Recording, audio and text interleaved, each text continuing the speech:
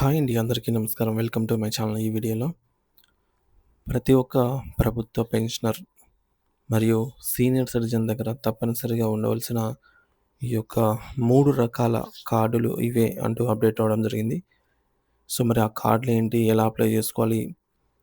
ఎన్ని రోజుల్లో వస్తాయి? ఇటువంటివి ఎక్కడ అప్లై చేయాలి? పూర్తి సమాచారాన్ని ఈ వీడియోలో తెలుసుకుందాము. వీడియో అయితే ఎక్కడ గాని స్కిప్ చేయకుండా ఎండ్ వరకు చూసేయండి. అప్పుడు ఇన్ఫర్మేషన్ పూర్తిగా అర్థమవుతుంది. అలాగే వీడియో చూస్తున్న ప్రతి ఒక్కరు వీడియోకి లైక్ చేయండి ఫ్రెండ్స్. ఈ వీడియోని తోటి పెన్షనర్ మరియు సీనియర్ సిటిజన్స్‌తో అయితే షేర్ చేయండి.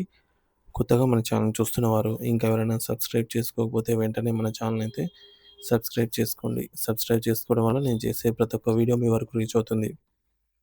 ఇక ఆలస్యం చేయకుండా వివరాల్లోకైతే వెళ్ళిపోదాము. సో ఫ్రెండ్స్, మన సమాజానికి ఎంతో సేవ చేసి ఇప్పుడు విశ్రాంతి తీసుకుంటున్నటువంటి ప్రతి ఒక్క గౌరవనీయులైనటువంటి ప్రభుత్వ పెన్షనర్లకు మరియు 60 ఏళ్ళు పైబడినటువంటి సీనియర్ సిటిజన్లకు ఈ సమాచారం ఒక వరం లాంటిది. వృద్ధాప్యంలో ఎవరిపైన ఆధారపడకుండా ఆత్మగౌరవంతో, ఆర్థిక భరోసాతో జీవించాలి అనేది ప్రతి ఒక్కరి కోరిక. మరి ఈ యొక్క కోరికను నిజం చేస్తూ కేంద్రం మరియు రాష్ట్ర ప్రభుత్వాలు అనేక సంక్షేమ పథకాలను అయితే ప్రవేశపెట్టాయి. అయితే ఈ యొక్క పథకాల ప్రయోజనం గురించి మీరు నేరుగా మీ చేతుల్లోకి ఈ ప్రయోజనాలనైతే పొందాలి అన్నట్లయితే, సో ఈ కార్డుల గురించి ఇప్పుడు మనం చాలా వివరంగా అయితే ప్రతి అంశాన్ని తెలుసుకునే ప్రయత్నం చేద్దాము. సో మొదటగా మనం చర్చించుకోబోయేది సీనియర్ సిటిజన్ గుర్తింపు card. Senior citizen identity card. So ఈ యొక్క కార్డు గురించి తెలుసుకుందాము. ఇది పూర్తిగా 60 ఏళ్ళు నిండిన బాధ్యతాయుతులైన పౌరులందరినీ ధృవీకరించే ఒక ప్రాథమిక ప్రభుత్వ గుర్తింపు పత్రం అన్నమాట. సో ఆంధ్రప్రదేశ్ మరియు తెలంగాణ వంటి రాష్ట్రాలలో దీనికి ఆయా రాష్ట్ర ప్రభుత్వాలే దీన్ని అయితే ఈ కార్డును జారీ చేస్తాయి. ఈ కార్డు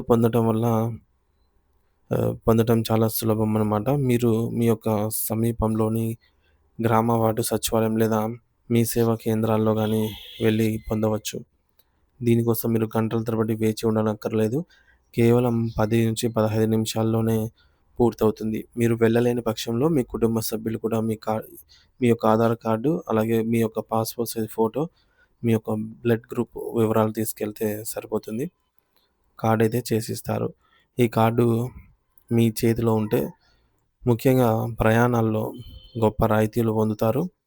ఉదాహరణకు ఆర్టీసీ బస్సుల్లో ప్రయాణించేటప్పుడు 25% రాయితీ అనేది లభిస్తుంది. అంటే మీ ప్రయాణ ఖర్చులు గణనీయంగా తగ్గుతాయి. అదే రైల్వేలలో కూడా వృద్ధులకు లోయర్ బెర్త్ కేటాయింపులో ప్రాధాన్యత అయితే లభిస్తుంది. దీనివల్ల మోకాళ్ళ నొప్పులతో బాధపడేవారు సీట్లు పైకెక్కాల్సిన ఇబ్బంది ఏమీ ఉండదు. మరి కేవలం ప్రయాణాలకే కాదు, ఆర్థికంగా కూడా ఇది ఎంతో మేలు చేస్తుంది.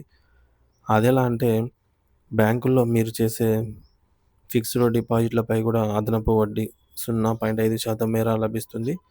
ఇది మీ యొక్క నెలవారీ ఖర్చులకు తోడ్పడుతుంది. అంతేకాకుండా ఆదాయ పన్ను చెల్లింపుల్లో మినహాయింపు, టాక్స్ ఎగ్జెంప్షన్స్ ఉంటాయి. అలాగే తిరుమల, తిరుపతి వంటి దేవస్థానాలు, సో పుణ్యక్షేత్రాల్లో రద్దీగా ఉండే టెంపుల్స్‌లో గంటల తరబడి క్యూ లైన్‌లో నిలబడకుండా ప్రత్యేక దర్శన సౌకర్యాలు కూడా ఈ కార్డు ద్వారా అయితే మీరు పొందవచ్చు. సో ఇది మొదటిది. రెండవ అతి ముఖ్యమైన card Ayushman Bharat health account అన్నమాట. ABHA card. సో దీన్ని కేంద్ర ప్రభుత్వం డిజిటల్ ఇండియా మిషన్‌లో భాగంగా ప్రవేశపెట్టడం జరిగింది. దీన్ని చూస్తే ఇది ఒక ఇన్సూరెన్స్ కార్డ్ అని అందరూ అనుకుంటారు. కానీ కాదండి. ఇది ఇన్సూరెన్స్ కార్డ్ అయితే కాదు. సో మీ యొక్క ఆరోగ్య సమాచారాన్ని భద్రపరచడమే ఒక డిజిటల్ హెల్త్ లాకర్ లాంటిదన్నమాట. అంటే మీ వయసు పెరిగే కొద్దీ, సో మనం ఎన్నో రకాల మందులు వాడుతూ ఉంటాం. ఎన్నో ఆపరేషన్‌లు జరుగుతూ ఉంటాయి. ఆ రిపోర్ట్‌లన్నీ ఫిజికల్ ఫైల్స్ రూపంలో భద్రపరచడం అనేది ప్రతిసారి హాస్పిటల్‌కి తీసుకెళ్లడము కొన్నిసార్లు కష్టమైన పని. ఒకవేళ ఆ ఫైల్స్ పోతే మీ ఆరోగ్య చరిత్ర మాయమైపోతుంది.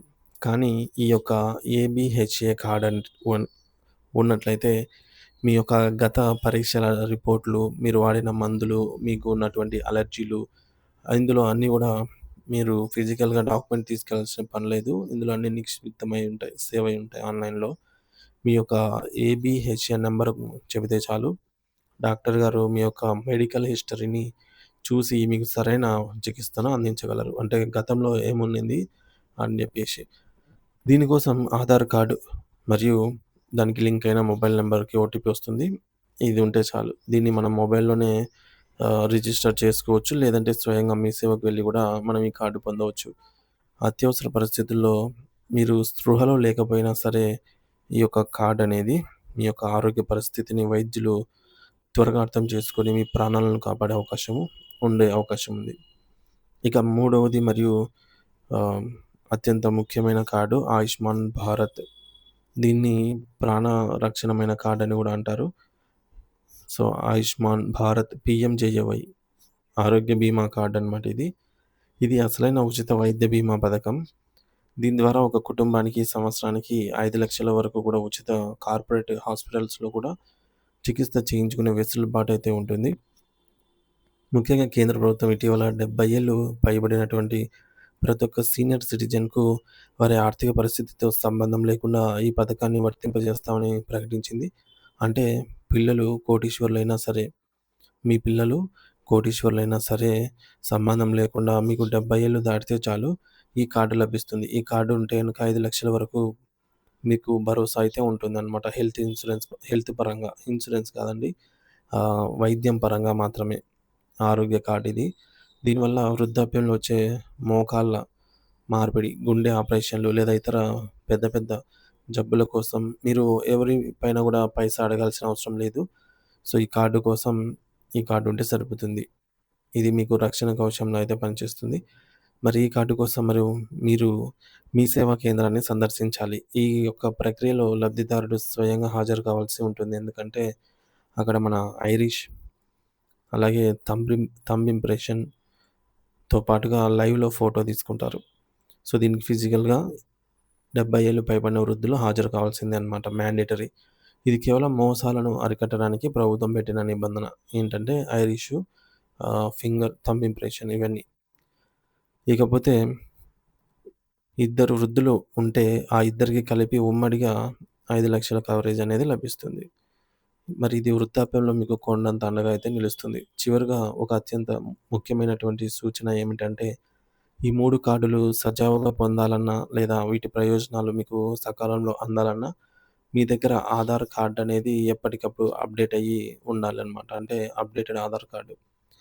చాలామందికి వయసు పైబడ్డం వల్ల వేలిముద్రలు, ఫింగర్ ప్రింట్, థంబ్ ఇంప్రెషన్ పడదనమాట. తీసుకోదు. బయోమెట్రిక్ అథెంటికేషన్‌లో వైఫల్యం చెందుతూ ఉంటుంది. సో, అలా చెందకుండా ఉండటానికి వెంటనే మీరు ఆధార్ సెంటర్‌కి వెళ్లి మీ ఫోటో, బయోమెట్రిక్ మరియు అడ్రెస్‌ను అప్డేట్ చేయించుకోండి.